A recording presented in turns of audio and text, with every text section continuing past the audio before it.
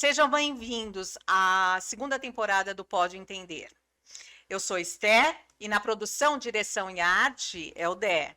E nesse dia de muito calor, está conosco para nos ajudar o pastor Petrônio Júnior. Tudo bem, pastor? Ó, calor, beba água.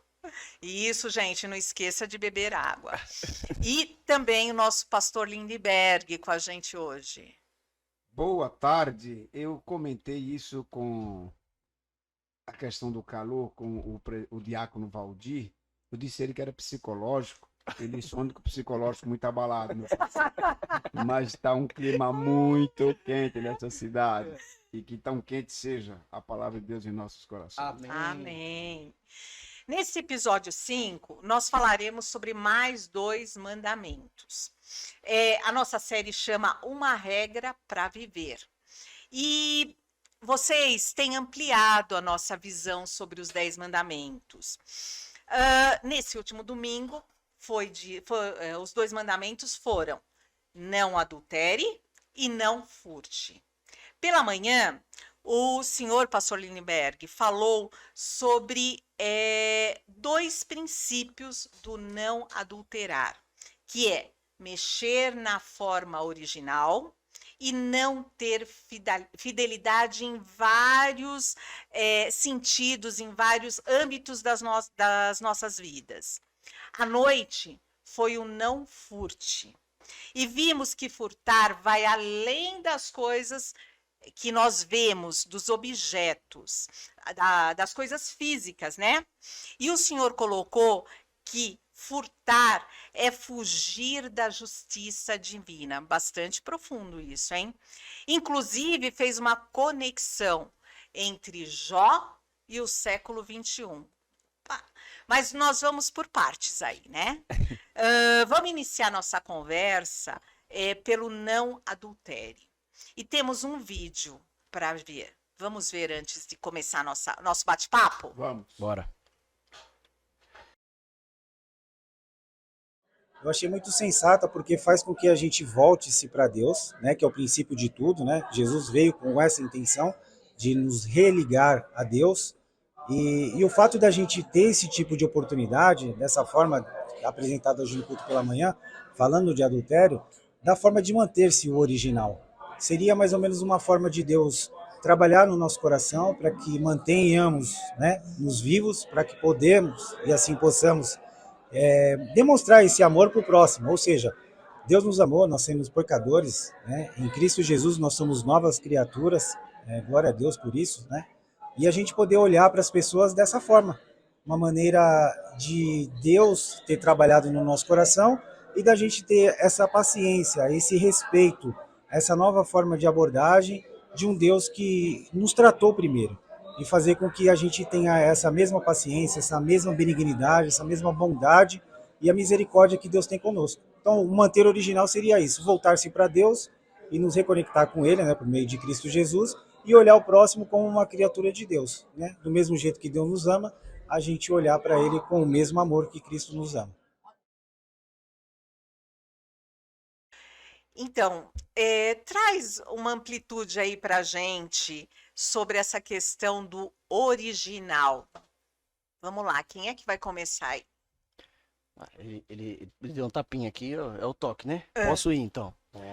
Eu acho que é fenomenal da parte do pastor Lindbergh ir por esse caminho para explicar o não adulterar, porque essencialmente falando, a palavra adulterar é isso mesmo, né? No dicionário, é modificar, é mudar, é transformar alguma coisa do seu aspecto original.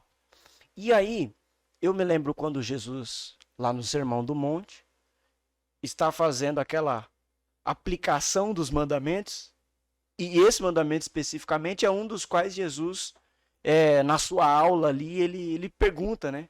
O que é que disse Moisés? O que é que foi dito?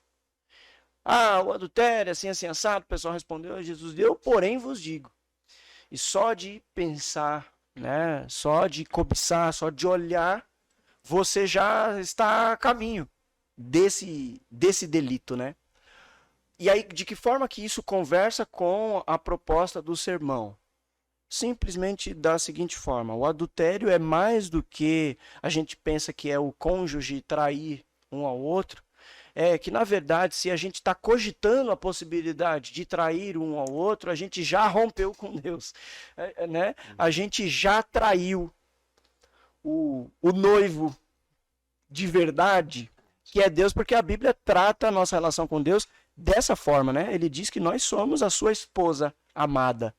Então, se essa lei do adultério parte dele, é porque essa ideia de fidelidade parte dele, né? De nós para com ele. Então, se nós, na nossa relação, por exemplo, como a Bíblia diz, marido, ame a sua esposa como Cristo amou a igreja, isso é, o nosso padrão de relacionamento entre marido e mulher é a relação a qual Deus tem para com seu povo. Então, o adulterar, antes de ser só uma traição entre marido e mulher aqui e agora, ela é antes sinal do rompimento da minha relação com Deus, com o Criador. Por isso que é antes de eu consumar de fato uma traição. Por isso que começa antes no cobiçar, no cogitar, no pensar. E isso tudo passou a ser uma realidade experimentada a partir do pecado, né? Então, por isso que o pecado é essa raiz do adultério, da mudança da forma original das coisas, porque nós não fomos feitos para isso. Nós fomos feitos para ter relacionamentos harmoniosos, tanto uns para com os outros, tanto de nós para com Deus, né? E o pecado é quem adulterou essa forma da gente se relacionar. Eu acho que dá para ir por aqui, né, pastor? Dá, sim.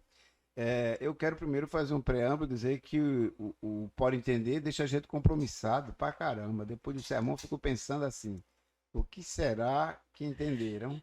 Ou o que será que eu posso acrescentar para melhor entender? Ainda bem que tem os vídeos, né, pastor? Ajuda, e aí ajuda É o termômetro, a né? saber o que se a pessoa É entendeu. uma boa sacada para nossa igreja, para quem estiver acompanhando, porque é verdade que o sermão, ele é fácil ser esquecido como outras coisas também, não é só o sermão, mas você está ouvindo, já às vezes é um dia anterior à semana de trabalho, as coisas já estão mais misturadas na tua cabeça, e você tem Pode Entender que vai aclarar mais coisas que você não assimilou. Então, fecho parênteses dizendo a importância de estarmos atentos com esse programa, esperando que mais pessoas ouçam, vejam, porque certamente clarifica muito mais. Nessa linha, eu pensei assim também, depois que preguei, eu fiquei a pensar assim: será que se eu tivesse tomado melhor o exemplo original, já que eu bati tanto na tecla original, né? Eu fiquei pensando, Petrônio, assim, como tudo começa? Quando Adão e Eva diz como é, e o inimigo diz não é assim. Ele insiste, não é bem assim. É a mesma coisa que nós escutamos hoje, dia após dia. Então eu lembro-me muito embora o adultério seja muito focado, como o pastor Petrônio reforçou, em questão de casais, nós temos em outras áreas. Mas a questão de casal, ela é muito forte. Inclusive aquela que tem bastantes processos em igrejas que levam isso a sério para disciplinar, com amor, mas disciplinar, né? Como é que a pessoa cai no adultério e a igreja não faz nada? Então, primeiro, eu acho que a disciplina maior é essa consciência de que realmente desacatou a Deus. Mas eu tenho a impressão que quando nós começamos a analisar casos, eu lembro-me de uma história verídica, num dos conselhos, que a situação ficou tão parecida com Éden, que eu escutava aquilo e dizia, o modus operandi é o mesmo. Porque a moça que havia sido envolvida num adultério, ela dizia no conselho que o tempo todo a conversa entre os dois era: não, mas não é assim, você não está traindo, é que nós nos amamos, você não está traindo. Ora, está casado, mas é que nós nos amamos, a gente só não está casado, mas nós nos amamos. Mas ora, se eu estou casado, como é que eu estou amando o outro? Então, só me chamou a atenção porque ela enfatizou várias vezes essa palavrinha. Não, não é assim não, não é assim não. Você está casado, mas você não ama. E aquela história toda do não é assim, não é assim. Então, o modus operandi é o mesmo, né? Ver que você está adulterando, mas o problema da consciência cauterizada, que Paulo fala tanto, Só tem um jeito de cauterizar, é com essa anestesia da mentira. E porque o adultério talvez seja o adultério nas relações, nos relacionamentos, seja o mais cogitado entre as igrejas. Porque mexe com a área que é o desejo. Né? O desejo humano é uma coisa muito forte. Então, se não souber tratar, colocar o desejo, por isso que é o que diz o Salmo 40. Né? Agrada-te dele. O teu desejo seja para ele. Se você ficar com esse desejo para dois senhores, você afunda. Não tem jeito. Então, o desejo carnal é uma coisa muito pesada, envolve, leva, cauteriza a mente. Porque se você não cauterizar a mente, você vence o desejo. Você está com a mente limpa, resistente, em oração, em comunhão, o desejo vem e você corre. Então, o modus operandi do inimigo é cauterizar a mente, porque ele não tem defesa. Pastor, e como é importante a gente lembrar que falar de traição e de adultério não é só a ação de o marido ou a esposa ter um amante, uma amante e acabar tendo relação fora do casamento. Não é só isso, porque a gente precisa se lembrar que o casamento ele está envolvido num contexto pactual, né? Isso. Então a gente faz votos um para o outro. Eu digo para você, eu vou estar com você na saúde e na doença. Então o dia que eu não estiver com você, seja na saúde ou na doença, eu estou traindo. Eu não estou cumprindo o que eu prometi. Estou adulterando. Eu disse que estaria com você na alegria, na tristeza, na riqueza, na pobreza, e a pobreza chegou e eu acho que não vai dar mais pra gente ficar junto. Então eu tô quebrando a aliança. E quantas separações por isso, hein, Júnior? Quantas separações porque o provedor, a provedora não tem mais condições e tal, e se separam por causa de uma questão financeira. Traição do mesmo jeito. E assim, a gente pode ir até um pouco mais longe, né? Fiquei também pensando bastante sobre isso, sobre o adulterar em qualquer área da nossa vida. Isso. Nossa, isso foi muito forte, assim, me ampliou a visão, vocês me deram um macro da coisa. Não é só nesse relacionamento. A gente pode pensar até hoje em dia a gente fala muito, existe pesquisa sobre os namorados nas nossas igrejas. Eles também estão adulterando o mandato de Deus, Olha, né? eu comentei esses dias com o pessoal do nosso discipulado lá, do Estrutura, né? A gente, lá também é uma outra plataforma que a gente discute o sermão mais uma vez, né? E lá a gente, falando do não adulterar, eu me lembrei de uma história que eu ouvi uma vez. Uma pessoa contou para mim que estava orando. Ó, absurdo. A pessoa estava orando para ver se Deus dizia para ela, né, sim ou não, se ela podia perder a virgindade com o namorado. Ela estava orando. E o pior, segundo ela já estava sentindo paz em tomar essa decisão. Né? Então, assim, mas peraí, você está orando a respeito de algo que já tem explicitamente revelado a regra e você está orando para... Então, isso é uma forma de adulterar a regra. A lei de Deus dizer, não, né, vamos... Será, é a serpente para Eva lá. Será que foi isso mesmo que ele disse? Será que não tem uma outra interpretação? Será que não é possível a gente ir por aqui? Né? Então, o que Adão e Eva fizeram lá no jardim não foi simplesmente o descumprimento de uma regra, mas foi a quebra de uma aliança, a quebra de um pacto. Foi um adultério, foi uma traição.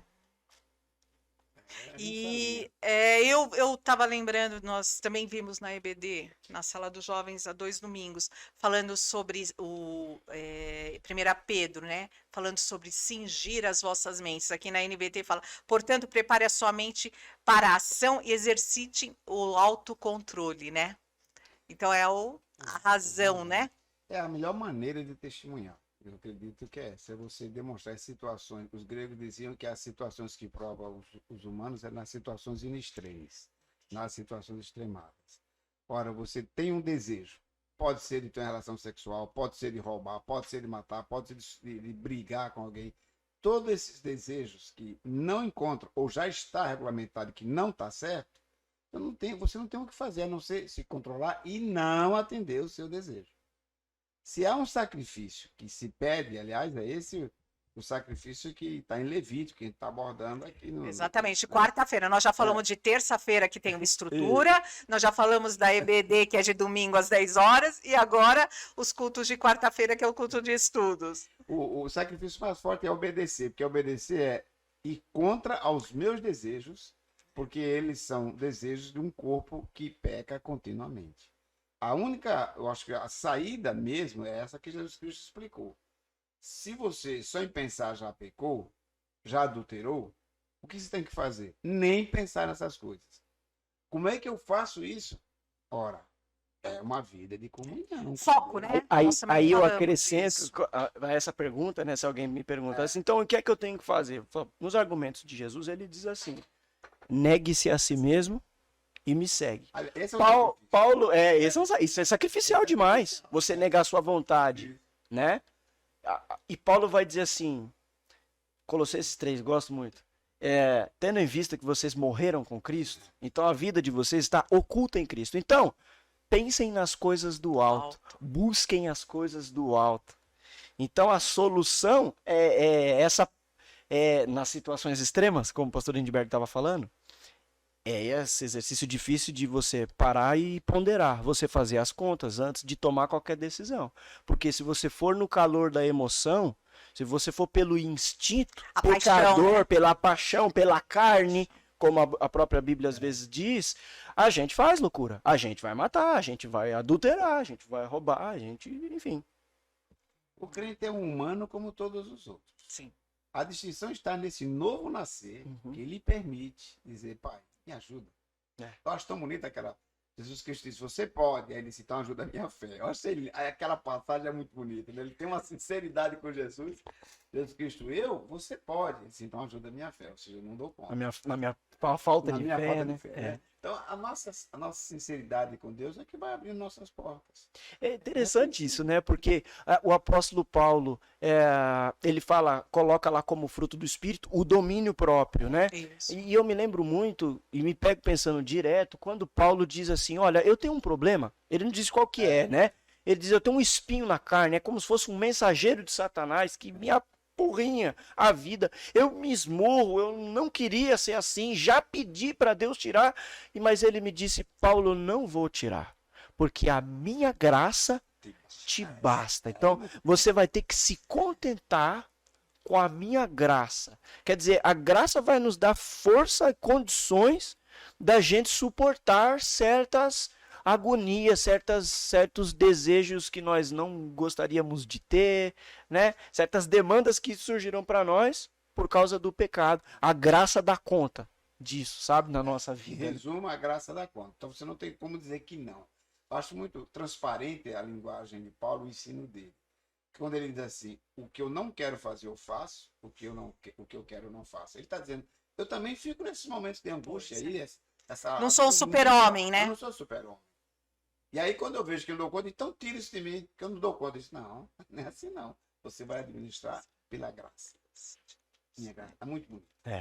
Porque senão ele ia estar o tempo todo, a clínica de Deus não tinha, de Jesus e Deus não teria a fila, que toda hora eu estava lá também, ó, tira esse, agora é aquele. Não, você já tem o suficiente. Eu acho muito interessante, a gente tem alguns vícios, né? O cristão, a gente pega uns vícios, né? E agora parou um pouco, mas as pessoas oravam assim, ai, na hora do perdão. Ai, eu sei que eu peco por isso, por atitude, por não sei o quê. E eu ouvi, né, depois lendo, também vendo alguns estudiosos falando, não é assim, você tem que falar, pai, me perdoa, mas eu não quero fazer, eu tô brigando para não, olha, não como me conformando que eu peco mesmo, né, mas lutando contra isso. É bom, né? Não é? Eu sei que eu fiz, mas assim, isso não é nada grave, assim, né? Vai acontecer, vai acontecer. Eu não sou igual o fulano. O fulano faz umas coisas, porque se o senhor soubesse, sabe o que é bonito? Davi, lá no Salmo 51, depois de tudo que ele fez, ele diz assim, pai, pequei contra ti somente. Talvez a gente olhe e fale assim, você está equivocado, Davi, não foi contra ti somente. Olha o que você fez com a Betseba, rapaz, você abusou dela. Que é isso? Você matou o marido dela. Você pecou contra Israel inteiro. Não foi?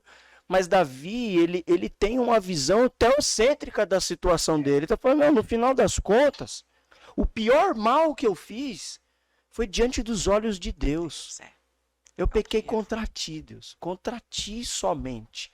Então, eu acho que essa é a grande coisa que vai mudar o exercício da nossa espiritualidade, essa consciência da santidade do Deus Que também ao é qual um nós processo servimos. de amadurecimento, né? É. Da gente entender isso, né? Essa é a santificação dia a dia. E aí eu queria passar para o segundo mandamento, não furte. E aí na segunda-feira, é aquilo, pastor, a gente quer que a igreja faça isso, né? Na segunda fique pensando como é que foi mesmo a mensagem. Não sei. E aí na segunda-feira eu acabei compartilhando com o pastor Lindbergh, 2 Samuel 15:6, porque veio uma postagem, né, da IPB falando disso. E o texto fala assim: desta maneira Absalão a todo Israel que vinha ao rei para o juízo, e assim ele furtava o coração dos homens de Israel. Furtava o coração. E aí a gente entra nisso, né? De que o furtar não são objetos, mas também, olha, ele furtava o coração, porque ele queria o trono, né? De Davi. Então ele foi lá na porta da cidade. Falar, olha, se eu fosse rei, eu julgaria isso, porque aqui não tem rei para te julgar. Então ele furtava o coração. Olha, uma coisa E é muito importante, interessante. Esther, você destacar isso, porque pode ser que alguém veja, por exemplo, a aplicação do pastor Lindbergh e diga assim: mas esse texto não quer dizer isso, essa linha hermenêutica aí né? Diferente. Então me diga aí o que esse texto aí quer dizer, que ele vinha com a faca, abria o coração das pessoas. Não, nossa, né? foi muito interessante que na segunda bateu Dá isso. endosso Então a gente tem que passar a semana refletindo, pensando naquilo que a gente ouviu no domingo. E tem tem 2 vídeos do pessoal que ouviu. Vamos ver o que eles falaram, entenderam? Sim. Vamos. Olha, eu achei importantíssima a profundidade, né, do entendimento, da reflexão sobre furtar não objeto, não só no ponto de vista de subtrair objeto ou algo de terceiros, né, de outras pessoas, mas a questão de subtrair a paz, ou subtrair alguma coisa que a gente possa levar para alguém, né? Omitir, também está no quesito omitir, né? Deixar de pregar com ações. Hoje, no culto da noite, foi ministrado a respeito de não furtar. E o ponto relevante, né, que trouxe para mim foi você não furtar a dignidade do seu próximo, né? Porque quando a gente passa a questão de não furtar, a gente só pensa em coisas materiais, né? E esse ponto abordado de você não furtar a dignidade do seu próximo, não trazer complicações com as suas atitudes. Então, para mim, foi bem interessante e edificante a mensagem que trouxe a respeito dessa parte de não furtar. Todos os mandamentos falam muito ao nosso coração, mas eu acredito que o mandamento não furtar, ele está muito presente no nosso dia a dia. Em várias ações que nós cometemos no nosso dia a dia, muitas vezes até sem nos darmos conta disso, né? E o furtar não se trata somente a bens materiais, mas a muito mais do que isso. Então, cabe uma reflexão sobre isso e que não nos furtemos também nos nossos sonhos, porque os nossos sonhos são importantes também para a gente. Não furtemos nem os nossos sonhos e nem os sonhos do nosso próximo.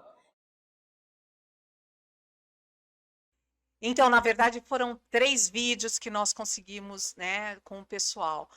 Fala então um pouquinho, ela falou sobre sonhos, né, sobre furtar outras coisas além de objetos, né, eles falaram. Eu vou fazer uma introdução, que eu quero ver depois o pastor Petroni, porque eu não citei, a gente tem tanto cuidado hoje de citar determinadas coisas que possam nos cobrar nas mídias depois. Como eu não vou citar aqui, porque está na mídia também. Mas tem religiões que, por exemplo, pretendem resolver o problema do furto cortando a mão da pessoa, né? Pretende cortando um dos seus membros. Eu lia muito sobre questões policiais que eu gostava de ler, e ainda gosto, mas não tenho tanto tempo. E eu lembro de um relato de uma ética, entre aspas, de uma das facções, que quando a pessoa é muito boa para eles, mas desonrou algum código de ética, algum mandamento deles, tem um deles que eles deixam paralítico na cadeira de roda. Você vai ficar vivo com a gente, mas você não anda mais.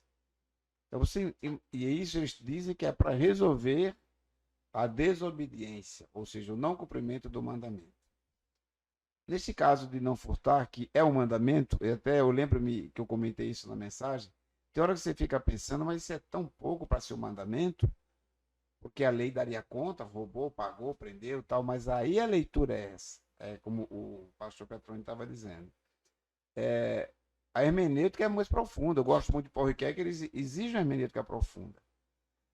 Aí o caso da Absalão, que você me provocou logo cedo, na semana. Segunda-feira, pastor. Na segunda-feira. Conseguiu nem ter a folga em paz, né? Não nem folga para mim.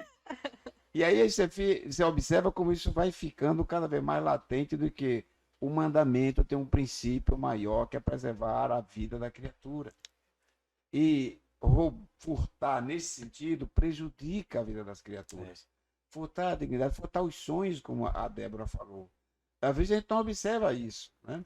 Ora, tem casos e casos. Eu lembro muito de um professor que deu uma aula magna em filosofia para nós. E a aula da magna dele começou assim dizendo: eu sou um homem infeliz. Ele já tinha mais de 60 anos. Eu sou um homem infeliz. Um dos melhores agrônomos de tal empresa, de tal estado. Concursado, ganhei isso, ganhei isso, ganhei isso. Citou todos os prêmios. E insistiu ao final para os alunos que estavam chegando na universidade: fui um homem feliz, apesar de rico. E aí ele queria dizer: eu queria ser professor e meus pais não deixaram. Vejam o que é sequestrar O sonho. furtar o sonho de uma pessoa. Isso é tão grave quanto roubar meu carro, furtar minha casa, sei lá o que mais. Que pode ser a realização Que de um pode ser a sonho realização também. de um sonho também, exato. Pode ser o final de um sonho, né? Então, eu acredito que foi boa a ideia do pastor Petroni de refletir sobre os mandamentos e associá-los a isto. Uma regra para viver, porque esse é o princípio dos mandamentos. Não tem nenhum mandamento que seja para te matar. Pelo contrário, corrigir todos os riscos para que você viva, e Jesus Cristo vem e diz: viva com abundância. O nosso Deus, como ele colocou desde o começo, é um Deus de vida, né? De E vida. não um Deus de morte. Então Deus tudo de tá para esse vida que lado, nos chamou para uma vida livre. né? Ó lá. Né? Porque uma vida de um escravo, pela ótica da Bíblia, é a vida de alguém morto. É assim que a Bíblia descreve. Vocês estavam mortos em delitos e pecados. É a linguagem do Novo Testamento. No Antigo, o que está sendo dito em Êxodo é isso mesmo. Vocês estavam no Egito como escravo. E eu é que tirei vocês de lá para vocês terem uma nova vida. Uma vida livre. Essa coisa do roubar sonho desemboca, em último, na questão do roubar dignidade, furtar a dignidade de alguém. Pega, por exemplo, hoje, um dos maiores problemas do país, do Brasil, a questão da fome. Aí, ó, esse tópico aí, eu acho isso crime Não é? hediondo. Você priva alguém da dignidade mínima, humana, que é comer. E junto com isso, vem uma série de consequências. Você priva, a partir disso, a capacidade dessa pessoa sonhar. Essa pessoa não consegue enxergar um palmo além do seu nariz, porque o que tem para ela é aquilo ali. E aí, eu quero lembrar aqui de Jesus dizendo o seguinte: eu sou o pão. Quem vinha a mim nunca mais vai ter fome. Quando Jesus está terminando o ministério, depois que ele ressuscitou, ele diz: olha, eu quero que vocês se lembrem de mim de uma forma. Aí ele pega o pão e dá. Divide, né? Divide. Ele É dá. máximo, é Ele assim dá que o termina. pão e diz: eu quero que vocês se lembrem de mim assim. Peraí, o que você está dizendo, pastor? Eu estou dizendo que Jesus é o pão, certo? E ele disse que esse pão que ele é sacia a nossa fome eternamente. E ele diz para nós, a sua igreja, os seus discípulos, os que se assentam à sua mesa, que nós devemos ser como ele é, dividir esse pão com os outros. Então, para mim, o contrário de roubar é o dar. Então, não furte. Do lado avesso é o sim, compartilhe. Sim, parta. Sim, dê. Por isso que eu achei interessante o pastor Lindbergh mencionar no sermão o paralelismo com Efésios 4. Se você furtava, não furte mais. Trabalhe para que você tenha com que Dividir. acudir, dar, compartilhar, ser generoso com os outros. Então, na justiça do reino de Deus, fome é uma coisa que não existe, porque a fome está dentro do bloco da possibilidade do furtar. Exato. Então a igreja, ela tem que estar comprometida, se é que ela tem compromisso com a justiça do reino de Deus, Exato. ela tem que estar comprometida não só com o não furtar, mas com o compartilhar, com o dar pão a quem não tem pão para que ele não venha furtar. Inclusive tem um provérbio agora que eu não me lembro agora qual que é, que diz, é como se fosse uma oração, né? Que diz, Pai, não me dê muita riqueza para que eu não me ensoberbeça, mas também não me permita a miséria para que eu não venha furtar. Vou localizar esse provérbio até o final do programa para... É legal. Eu quero acrescentar duas coisas, pastor Petrônio. Eu me policio muito com esses temas, porque às vezes termina indo longe demais, o tempo também não dá, e eu tenho que as pessoas não acompanhem. Mas, olha, um exemplo para mim foi um trabalho que eu fiz em Recife. Nós pegamos 5 crianças bem nutridas, de escolas boas, meninos que tinham as 3 refeições. Pegamos 5 meninos de rua que comiam o que achavam, o que dava, ou então cheirava a cola. E pegamos operações iguais de matemática. Por 3 semanas. A gente sentava na Rua dos Guararapes, perto dos Correios, central de Recife. E dava as 5 folhinhas, 5 para um e 5 para outro, e marcava no relógio. Para resolverem. A diferença era enorme de tempo e quando conseguia resolver. Isso era para provar a tese de que a fome traz rasuras à memória. Então, é furtar essas crianças o seu direito de estudar. Porque ela não tem capacidade, ela não tem energia, ela não tem os seus neurônios alinhados, sustentados. Pelo contrário, como diz Piaget, os neurônios estão arranhados pela falta dos nutrientes. Eu vou querer que ele faça a mesma coisa. Que não o pode outro... exigir isso, né? Então veja a gravidade de um furtar o pão de alguém. Né? Isso é grave, é grave. Por isso a ênfase do trabalho, que eu também mencionei no domingo, dizendo, a gente tem que... Eu disse que era muito espinhoso, não ia avançar muito, mas como é que eu mando você trabalhar e quem deveria garantir o trabalho não garante?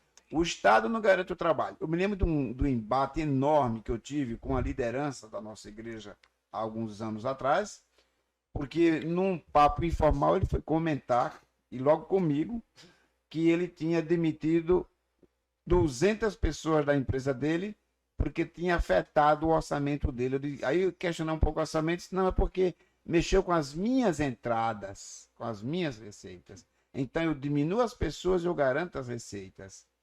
Que coisa bárbara isso aí, né? Na boca de um cristão. Na boca de um cristão, o preço é maior. Então você, como é que eu vou aplicar Efésios 4:16 para mim? Se eu estou dizendo que é trabalhe para sustentar, eu tiro o trabalho dele, eu exponho ele ao furto. Eu volto sempre dizendo, não justifica, mas explica. Explica porque essa parte também eu abordei domingo. Não pense que a fome não tira você da sua razão, da sua consciência. Tira, e você faz loucuras para arrumar comida para um filho, para a esposa, para você mesmo. Então, não é brincadeira esse mandamento não furtar quando você olha, faz o paralelo com o Paulo em Efésios. É muito grave. Não podemos fazer vista grossa. O pecado, ele está sempre em cadeia, sabe? O pecado não é só uma coisa isolada aqui, né? A palavra pecado em hebraico é errar o alvo, né? E aí geralmente a gente pensa o quê? Tem um alvo aqui na frente, eu vou tentar acertar com a flecha. Não, não é bem isso. A ideia é mais ou menos o seguinte, sabe quando a Avenida Paulista de domingo tá lotada de gente? Então você pensa, tem um alvo lá na Brigadeiro, no final, e você tá com a flecha lá na Consolação. Você tem que acertar o alvo lá na Brigadeiro sem acertar ninguém. Isso. É essa a ideia do errar o alvo, da possibilidade que você tem. O seu pecado, você corre o risco de, com o seu pecado, não simplesmente errar para fazer mal para você. Você corre o risco de acertar muita gente no meio do caminho. Por isso que Davi disse, pai, no final das contas, eu pequei contra ti. Porque tudo que eu fiz de mal para os outros é porque a minha relação estava problemática contigo, Senhor. Eu achei aqui o provérbio.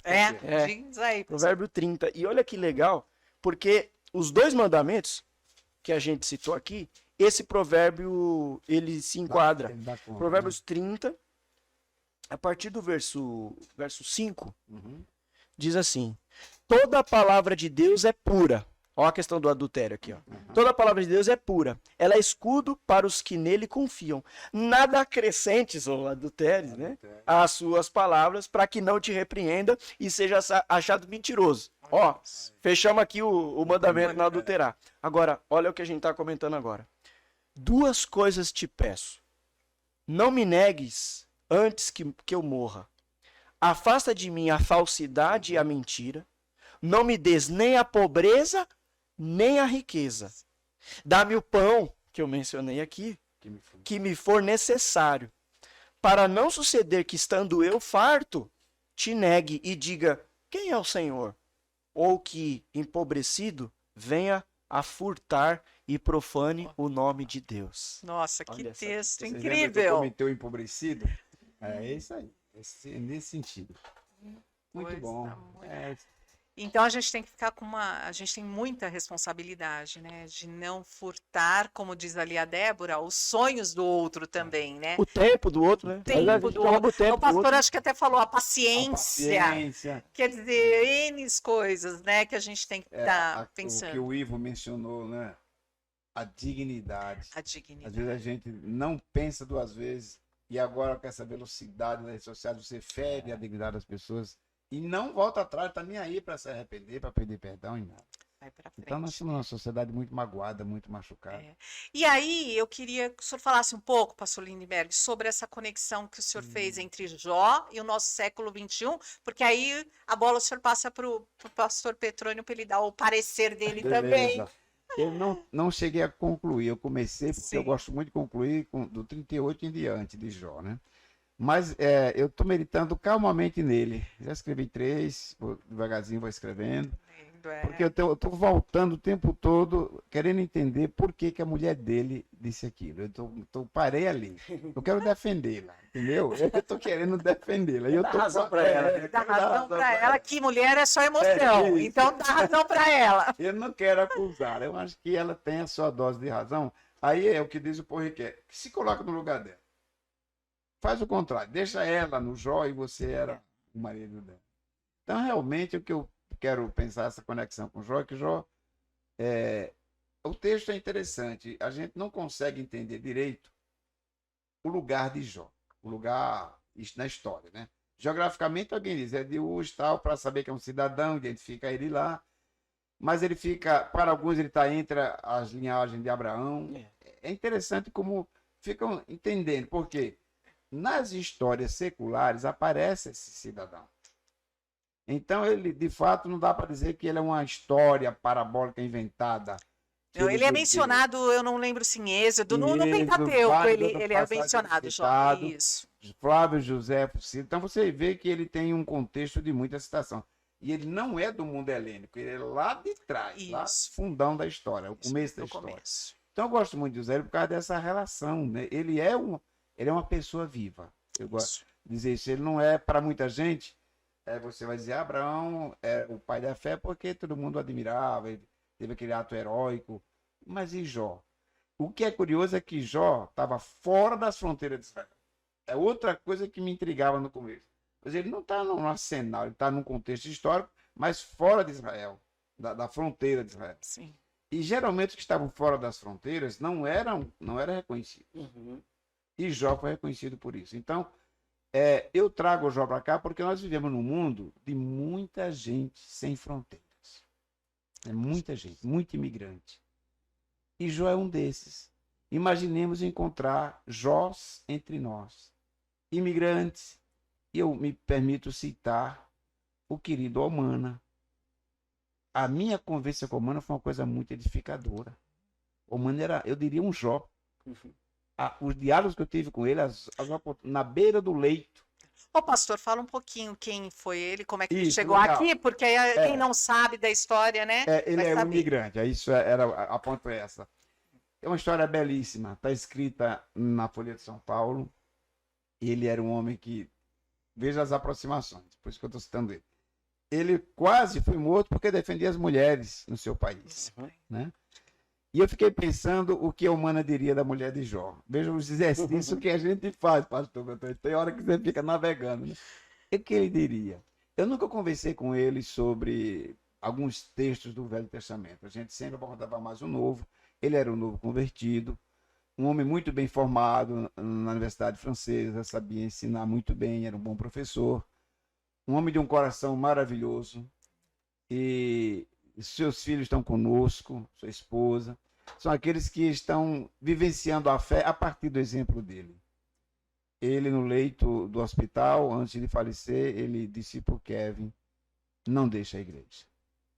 Então, ele disse para mim, cuide do Kevin. Então, são coisas que você escuta, né? E ele disse de uma forma assim, as últimas falas dele foi, eu já posso partir.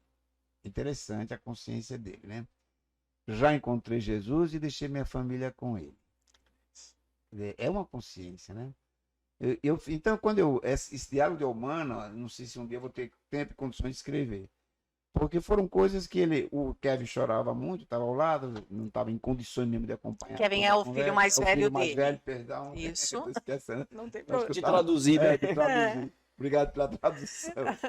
Então, são coisas que ficam marcadas na vida da gente, por isso que eu encontro o Jó como um exemplo vivo de uma pessoa que experimentou a graça antecipada. Não que ela não existisse a graça, mas é que ela veio estabelecida em Cristo depois.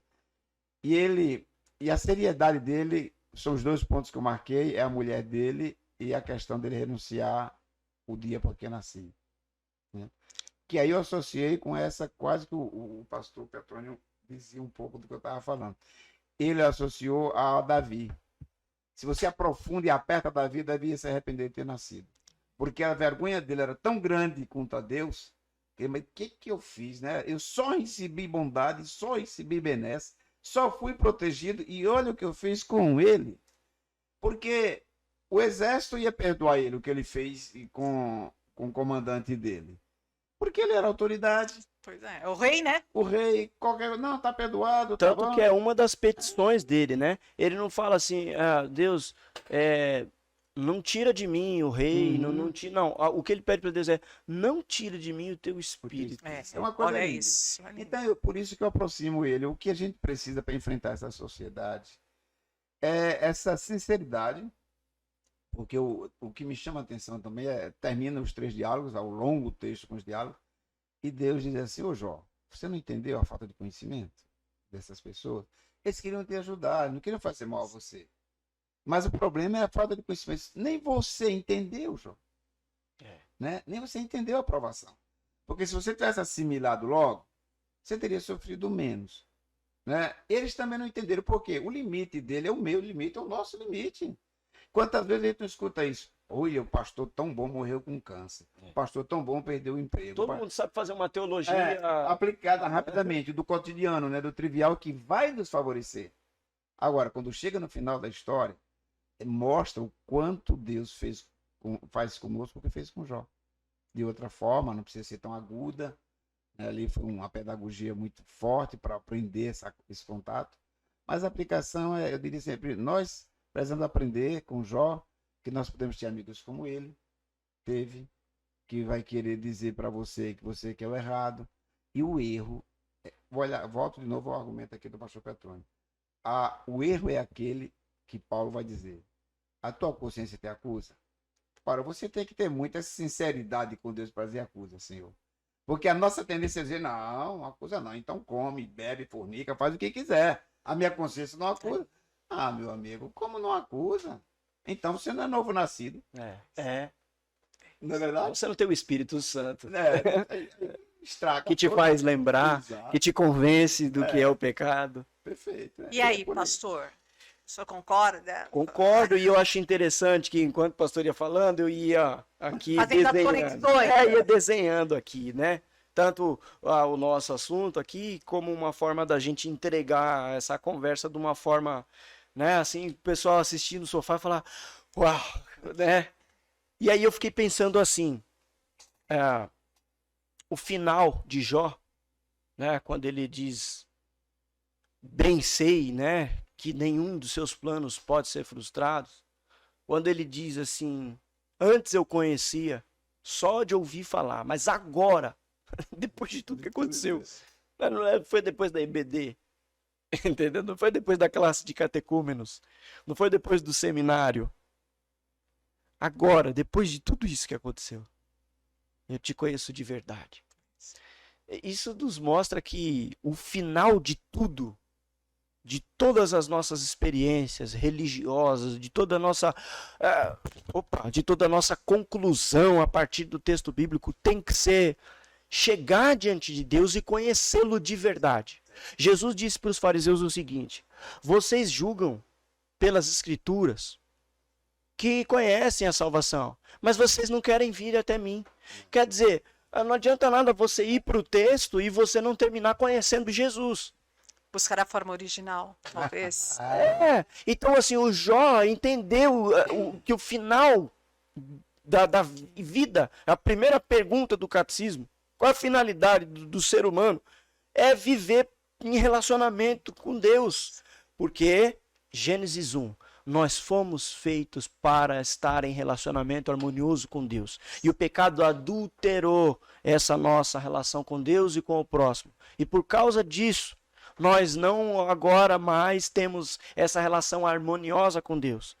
Quando nós nos lembramos da graça de Deus em Cristo Jesus, Ele faz essa ponte, essa reconciliação. É Ele que parte o pão e fala, agora você vai. E diga para os outros, leva esse pão, leva essa mensagem, reconcilie as pessoas. É depois dessa prova, dessa luta, que a gente entende que o final da vida só é vida de verdade, né? Só é dignidade humana mesmo, né? O Huckmacher, que escreveu uma frase dizendo assim, o ser humano, ele foi feito à imagem e semelhança de Deus. Logo, o pecado desconfigurou a imagem e semelhança de Deus, ou seja, desfigurou a nossa perfeita humanidade. Então, sem Cristo nós somos desumanos. Então, eu quero terminar aqui a minha fala com aquilo que eu havia comentado fora do ar com você, daquilo que está passando na minha cabeça nos últimos dias. Eu tenho meditado muito em Hebreus 11, a galeria dos heróis da fé. A fé é a certeza do que não se vê, a convicção do que se espera. Pela fé, Abraão fez isso, isso e aquilo. Pela fé, Moisés fez isso, isso e aquilo. Pela fé, Abel. Aí termina lá, versículo 39 e 40 do capítulo 11, dizendo assim: ora, esses homens tiveram bom testemunho por causa de sua fé, contudo, não viram o cumprimento da promessa. Aí vira para o capítulo 12 dizendo assim: tendo em vista que nós temos essa nuvem de testemunhas, nós somos chamados a percorrer a carreira da vida, olhando para Jesus, que é o autor e consumador dessa fé, que suportou sofrimento e não desanimou. Ah, que maravilha a gente pensar que a fé é muito mais sobre perseverar e permanecer do que simplesmente triunfar. A gente vende um triunfalismo. Não, você vai vencer, você vai conseguir. Não, o texto sobre a galeria da fé está dizendo que muitos deles morreram sem conseguir. E nós somos chamados a olhar para Jesus, vendo, suportando toda a agonia, todo o sofrimento do qual nós não somos capazes de chegar perto. E ele diz, olha para esse homem de dores, para você entender o que é a fé, que é permanecer, que é perseverar. Mas o que é essa convicção no que não se vê? É Deus. Deus não se vê, sua fé tem que estar alicerçada em Deus. E o Deus que se vê, que é Jesus, o verbo encarnado, te mostrou o que é fé, que é suportar isso. Então não é fé só para ir para a guerra e vencer. É fé para voltar da guerra ferido às vezes. Você vai precisar, às vezes, Davi estava ferido, voltar né? ferido. Ele Nem teve sempre a que- gente vai vencer. Mas a grande questão é como é que a gente vai lidar com a vida quando a gente for ferido pelas coisas que vão nos acontecer. Então foi depois da batalha, depois do ferimento, que Jó concluiu. Agora eu conheço. Agora eu sei quem Deus é. E eu sei que nada do que ele pensou, do que ele planejou, do que Deus idealizou vai ser diferente. Porque Deus é soberano e ele está cuidando de todas as coisas. Tá, nós, é isso aí. Nós teremos mais um domingo com essa série, Uma Regra para Viver. E os 2 mandamentos será: não dirás falso testemunho contra o teu próximo e não cobiçarás, né, pastor Lindenberg? Estou mergulhado nisso. Então, ele está mergulhado nisso, então vem coisa muito boa. Então, nós vamos nos despedir aí desse episódio de hoje. Muito obrigada, pastor Lindenberg. Só as provocações continuam, né? Porque é uma colocação que o pastor Pepino fez que serve para a gente concluir esse diálogo, né? Jó, com toda a sua riqueza, não parava de prestar culto, fazer sacrifício. Depois Não ele- só pelos pecados não, deles, mas pela sua casa. por sua casa. De repente ele descobriu que ele não serve a Deus, é Deus quem o serve. Uau. Isso é... Tudo aquilo que, né? Você viu? É isso, é esse olhar dele. Nossa. Agora você viu? Agora eu entendi. Agora eu entendi. Que beleza. Muito bom. Uma riqueza essa parte. Bom, então, gente, continue acompanhando o nosso podcast Pode Entender. Vejam as mensagens que estão lá no nosso canal e outros conteúdos que estão lá. E muito obrigada por esse episódio que foi maravilhoso mais uma vez. Tchau, gente. Até o próximo.